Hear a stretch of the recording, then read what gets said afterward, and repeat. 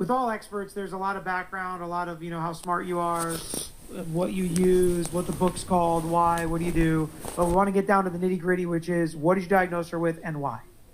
Her mental health records, diagnoses previous clinicians may have arrived at the time when I diagnosed her myself.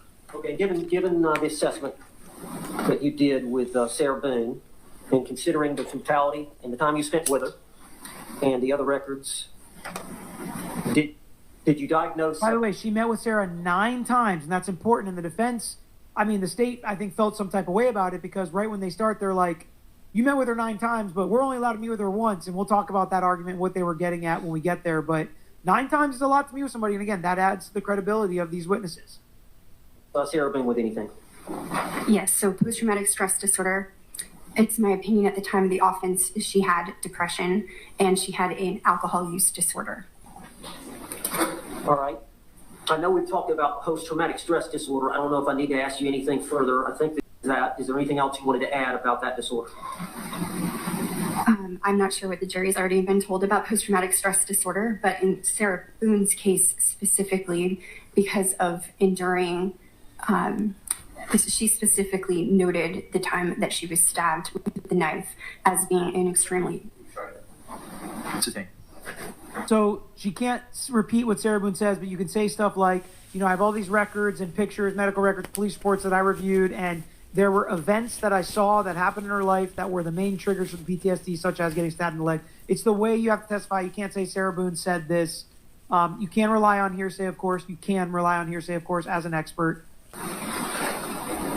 Just generally, without getting specific, I think I've explained post-traumatic stress, but if there's something else the jury you believe the jury needs to know, but it's a sort of trauma that occurs as a result of one or more events. Post-traumatic stress disorder is the psychological after effect of being exposed to a very significant stressor or cumulative stressors that make the person's behavior, thinking, and mood change. And so the change can include things like the person becomes hypervigilant, is easily startled, has trouble thinking, has trouble sleeping, so their body is in a state of agitation. It can also include changes in mood that would include irritability, difficulty relating to others, and that they might be resistant to trust easily. So those are all features. They have trouble sleeping sometimes. Yes. Sleep deprivation is a real issue. It's associated with things like nightmares and having trouble settling.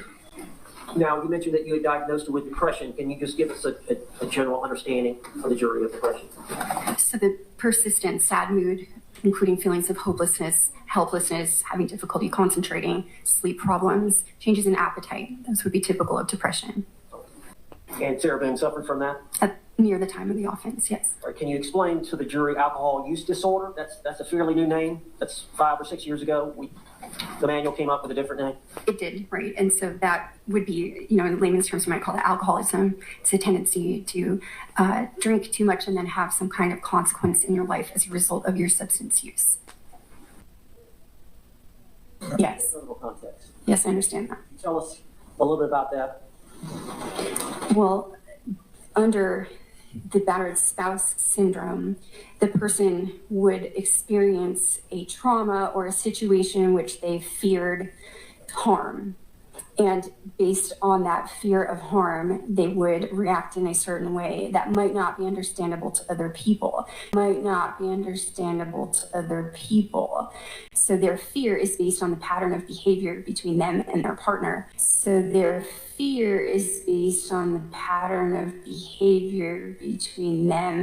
their partner. That might not be the case for another set of people. I know that Dr. Lenore Walker is the one who first uncovered this syndrome back in the 70s. Her research study generated the term. She was interested in why battered women specifically, at first, that was what was studied, didn't leave their partner because, of course, they're experiencing traumatic events, risks to their life, but then they didn't leave. So she undertook the original research study on that. And just briefly touch on, because I know Dr. Brandon has this, there was a 3 stages that Dr. Walker developed for that syndrome. I think you're referring to phases that a person may go through, or the cycle of the relationship. That includes the tension building phase, in which there is the first instance that tension is building within the partner, there might be a change in tone, a signaling that there's a difference in agitation. The second is the true battering event, so something has happened between the partners that's violent in nature. And then third, there's the honeymoon phase, which is to keep the relationship intact.